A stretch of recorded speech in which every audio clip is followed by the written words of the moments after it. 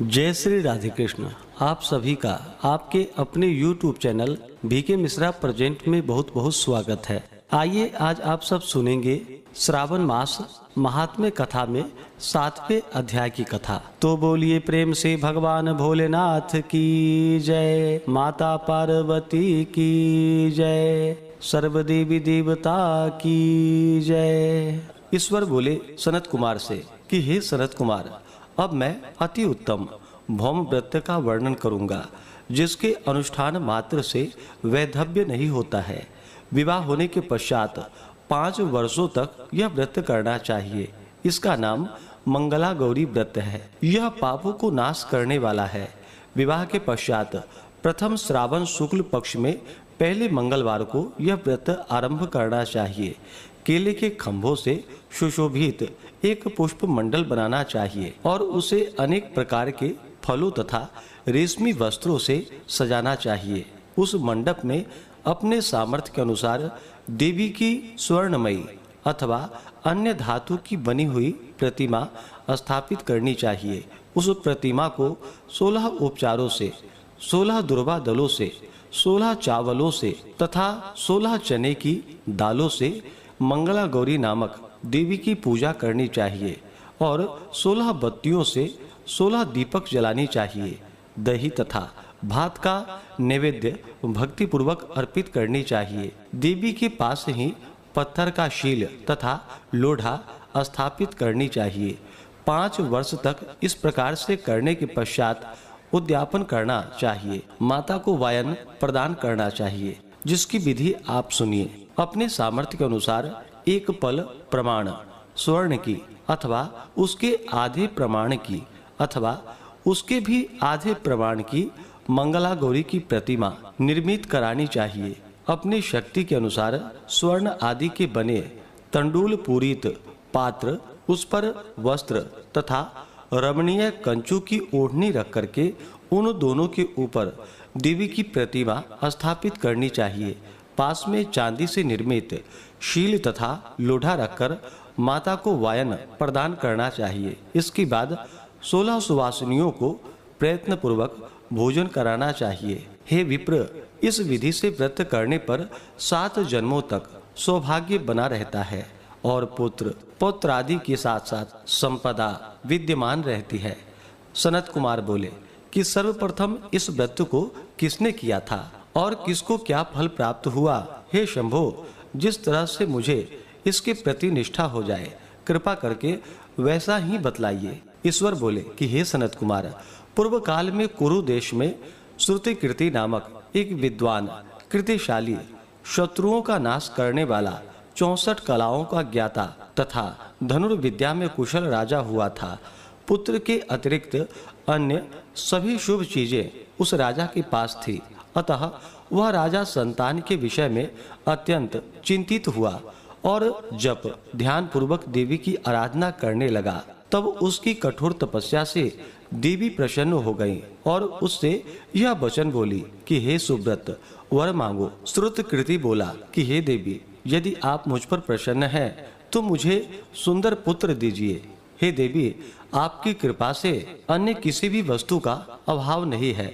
उसका यह वचन सुनकर पवित्र मुस्कान वाली देवी ने कहा कि हे राजन, तुमने अत्यंत दुर्लभ वर मांगा है, फिर भी कृपा बस मैं तुम्हें अवश्य दूंगी। किंतु हे राजेंद्र, आप सुनिए, यदि परम गुणी पुत्र चाहते हो तो वह केवल 16 वर्ष तक जीवित रहेगा, और यदि रूप तथा विद्या से विहीन पुत्र चाहते हो तो दीर्घजीवी होगा। देवी का यह वचन सुनकर राजा चिंतित हो उठा और पुनः अपनी पत्नी से परामर्श कर उसने गुणवान तथा सभी शुभ लक्षणों से संपन्न 16 वर्ष की आयु वाला पुत्र मांगा। तब देवी ने भक्ति संपन्न राजा से कहा कि हे नृपनंदन, मेरे मंदिर के द्वार पर आम का वृक्ष है, उसका एक फल लाकर मेरी आज्ञा से अपनी भार्या को उससे भक्षण करने हेतु प्रदान करो, जिससे वह शीघ्र ही गर्भ धारण करेंगी। इसमें संदेह नहीं है। प्रसन्न होकर राजा ने वैसा ही किया और उसकी पत्नी ने गर्भ धारण कर लिया। 10वें महीने में उसने देवतुल्य सुंदर पुत्र को जन्म दिया। तब हर्ष तथा शोक से युक्त राजा ने बालक का जात कर्म आदि संस्कार किया और शिव का स्मरण करते हुए उसका नाम चिरायु रखा। इसके बाद पुत्र के 16 वर्ष के होने पर पत्नी सहित राजा चिंता में पड़ गए और वे विचार करने लगे कि यह पुत्र बड़े कष्ट से प्राप्त हुआ है और मैं इसकी दुखद मृत्यु अपने ही सामने कैसे देख सकता हूँ। ऐसा विचार करके राजा ने पुत्र को उसके मामा के साथ काशी भेज दिया। प्रस्थान के समय राजा की पत्नी ने अपने भाई से कहा कि कार्पटिक का वेश धारण करके आप मेरे पुत्र को काशी ले जाइए। मैंने भगवान मृत्युंजय से पूर्व में पुत्र के लिए प्रार्थना की थी और कहा था कि हे विश्वेश्वर, आप जगतपति की यात्रा के लिए मैं उस पुत्र को अवश्य भेजूंगी, अतः आप मेरे पुत्र को आज ही ले जाइए और सावधानी पूर्वक इसकी रक्षा कीजिए। अपनी बहन की यह बात सुनकर भांजे के साथ वह चल पड़ा। कई दिनों तक चलते चलते वह आनंद नामक नगर में पहुंचा। वहां सभी प्रकार की समृद्धियों से संपन्न वीरसेन नाम वाला राजा रहता था। उस राजा की एक सर्वलक्षण संपन्न युवावस्था प्राप्त मनोहर तथा रूप लावण्यमयी मंगला गौरी नामक कन्या थी।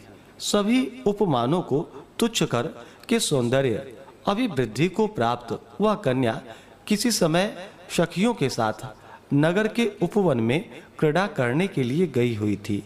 उसी समय चिरायु तथा उसका मामा वे दोनों भी वहां आ पहुंच गए और उस कन्याओं को देखने की लालसा से वही विश्राम करने लगे। इसी बीच विनोद पूर्वक क्रीड़ा करती हुई उन कन्याओं में से किसी ने कुपित होकर राजकुमारी को कुवचन कह दिया। तब उस अशुभ वचन को सुनकर राजकुमारी ने कहा कि तुम अनुचित बात क्यों बोल रही हो? मेरी कुल में तो इस प्रकार की कोई नहीं है।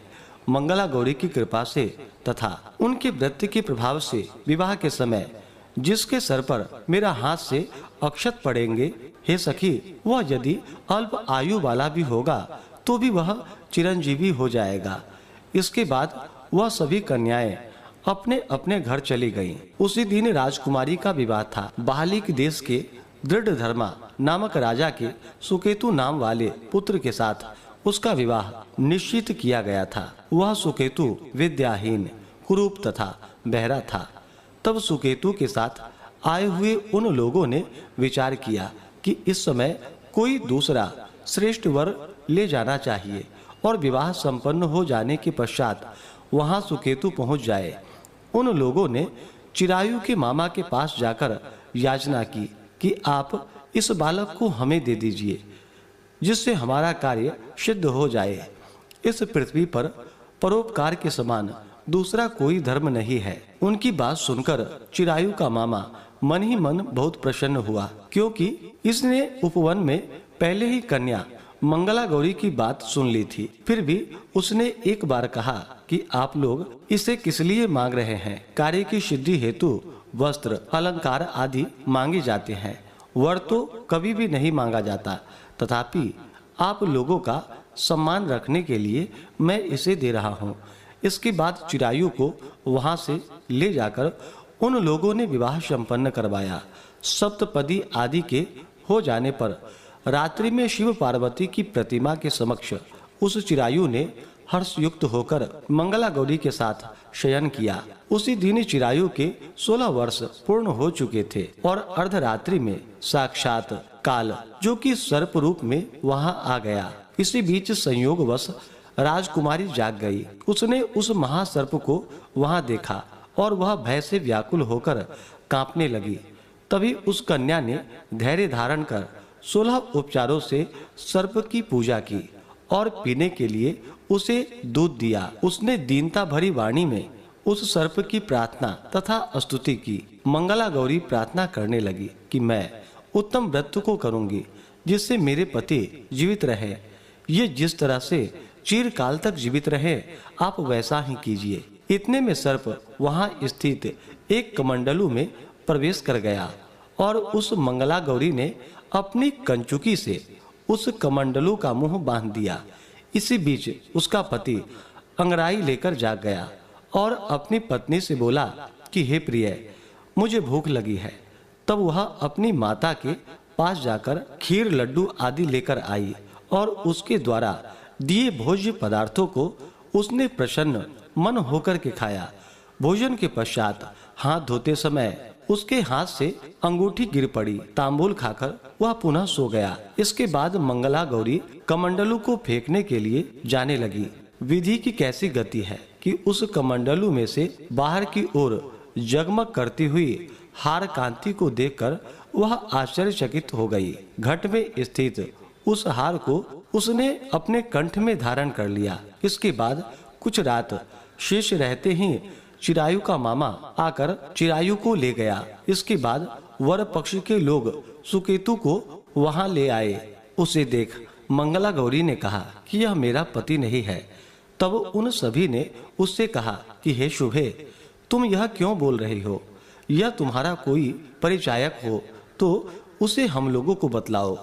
मंगला गौरी बोली, जिसने रात्रि में 9 रत्नों से बनी अंगूठी दी है, उसकी अंगुली में इसे डालकर परिचायक निशानी देख ले। मेरे पति ने रात्रि में मुझे जो हार दिया था उसके रत्नों का समुदाय कैसा है, इस बात को यह बताए। यह तो कोई अन्य ही है। इसके अतिरिक्त रात्रि में आम सींचते समय उनका पैर कुमकुम से लिप्त हो गया था। वह मेरी जांघ पर अब भी विद्यमान है। उसे आप लोग शीघ्र देख ले। साथ ही रात में परस्पर भाषण तथा भोजन आदि जो कुछ किया गया था उसे भी यह बता दे।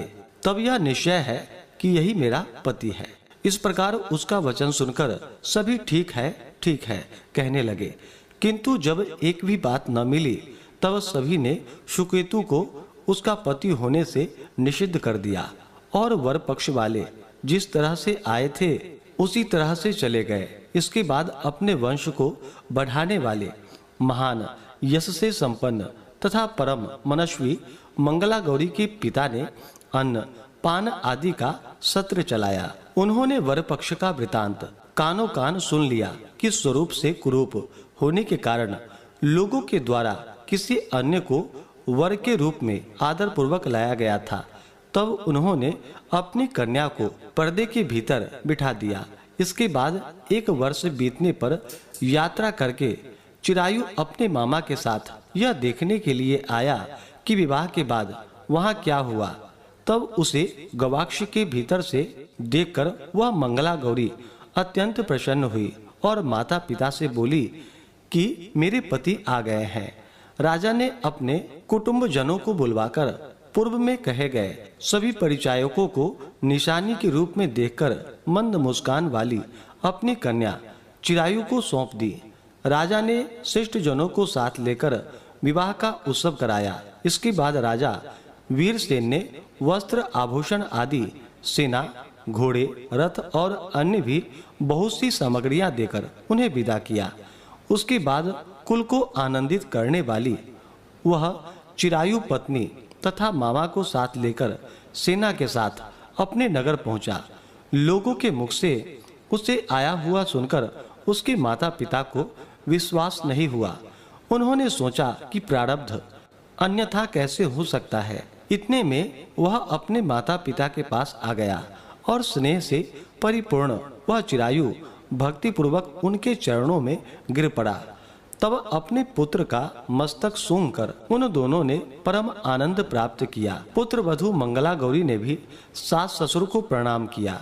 तब सास ससुर उसे अपनी गोद में बिठाकर सारा वृतांत शीघ्रता पूर्वक पूछने लगे कि हे महामुने।